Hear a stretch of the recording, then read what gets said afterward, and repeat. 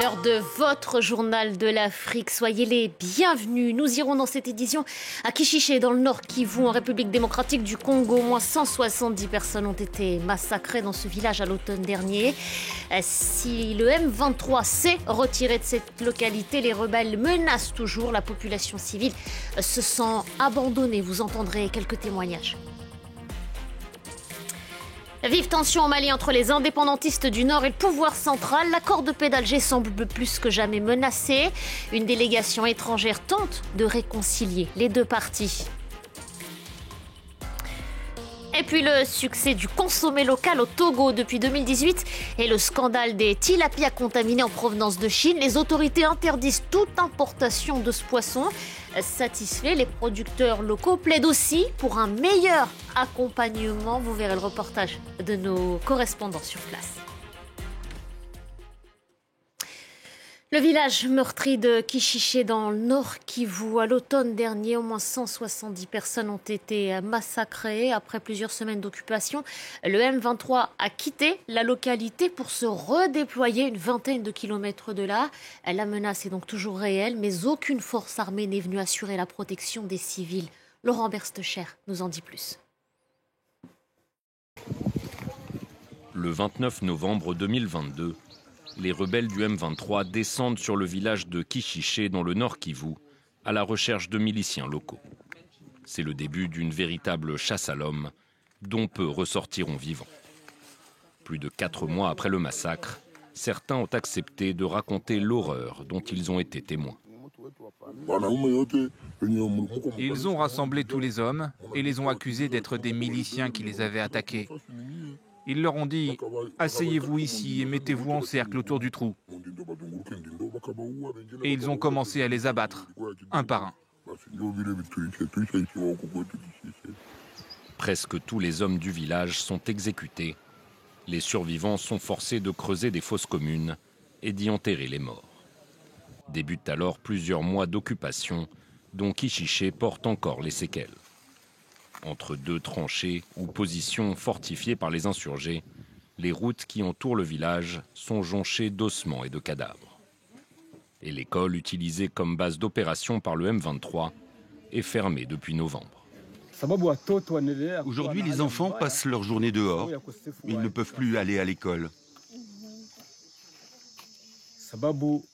Et notre communauté n'a pas les moyens de la reconstruire. L'ONU estime que plus de 170 civils ont été tués à Kishiché. Depuis le repli du M23 début avril, la vie reprend lentement son cours. Mais en l'absence de l'armée ou de casques bleus pour combler le vide sécuritaire, les habitants restent pour l'instant livrés à eux-mêmes.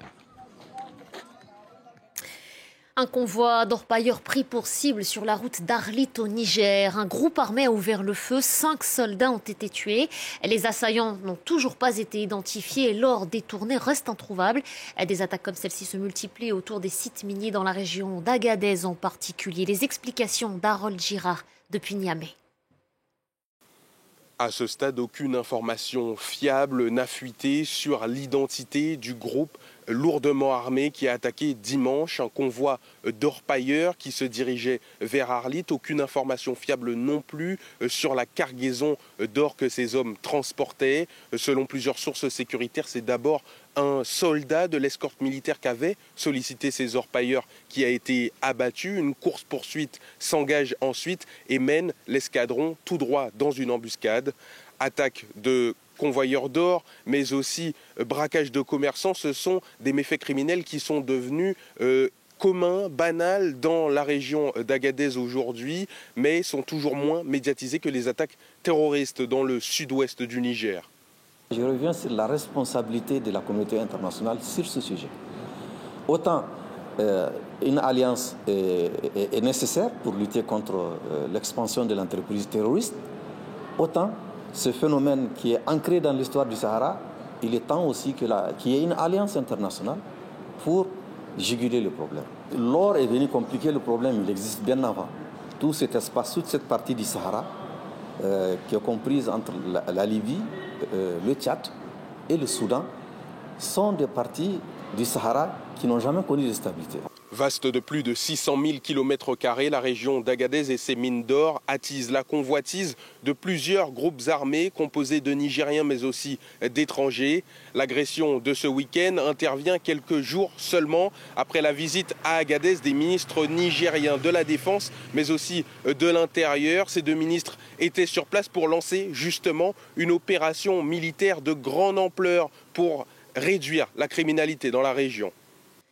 Le Mali, où la tension est vive entre les autorités de Bamako et les groupes indépendantistes du Nord. L'accord de paix scellé en 2015 semble plus que jamais menacé. Médiateur dans ce conflit, l'Algérie tente de réconcilier les deux parties. Une feuille de route leur a été proposée. Serge Daniel nous en livre les grandes lignes.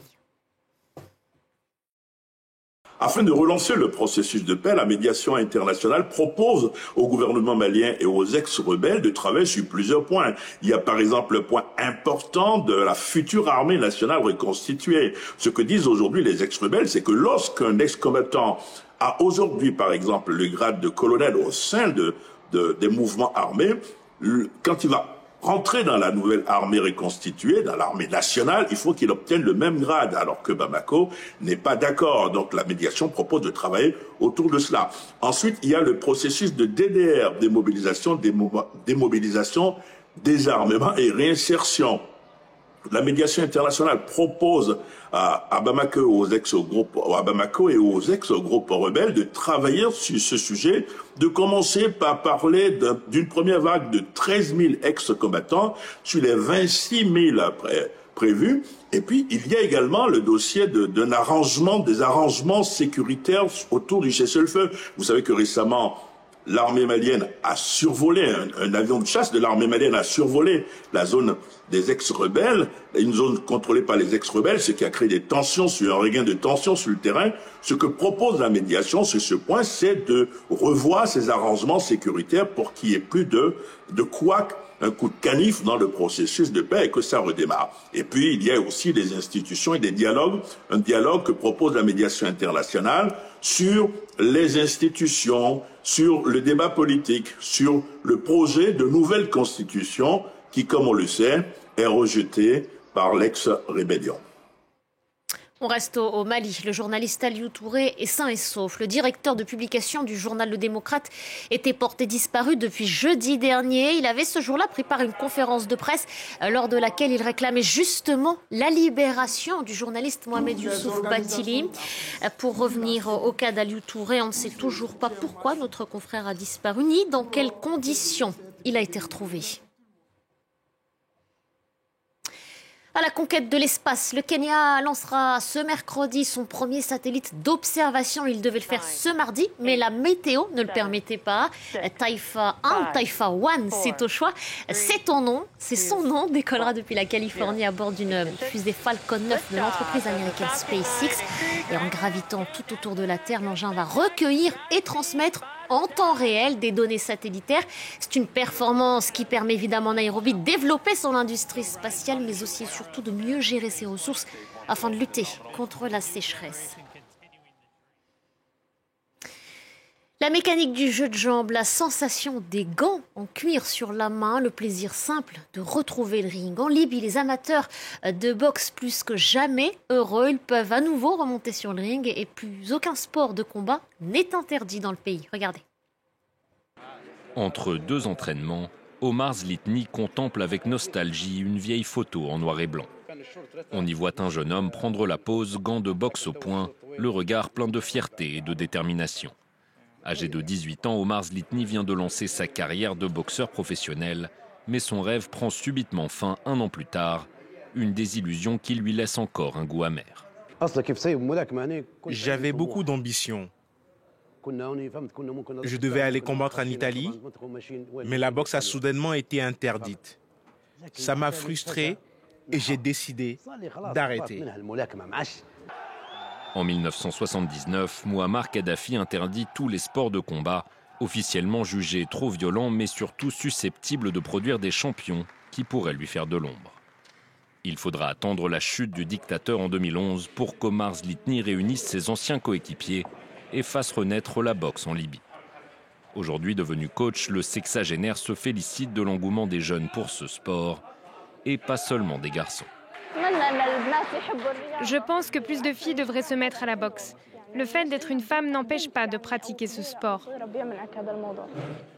Mais entre équipements vétustes et rings vieillissants, la fédération de boxe libyenne déplore un manque de moyens et appelle les pouvoirs publics à mieux soutenir le sport. Qu'importe pour ces jeunes qui s'entraînent dans l'espoir de représenter la Libye aux Jeux Olympiques de Paris en 2024. Le choix maintenant du consommer local, cette devise, le gouvernement togolais l'a fait sienne. Depuis 2018 et le scandale des tilapias contaminés en provenance de Chine, les autorités interdisent toute importation de ce poisson. Emmanuel Sodji et Raphaël Ntalé sont allés à la rencontre de producteurs locaux. Ils plaident aujourd'hui pour un meilleur accompagnement. Voici leur reportage. C'est sur le lac Nangbeta, dans la région des plateaux, que s'étend le plus vaste domaine de pisciculture du Togo. Aux commandes de cette industrie du tilapia sur le fleuve Mono, Pierrot Akakpovi. Nous sommes à plus de 7 tonnes de récolte jour ici aujourd'hui.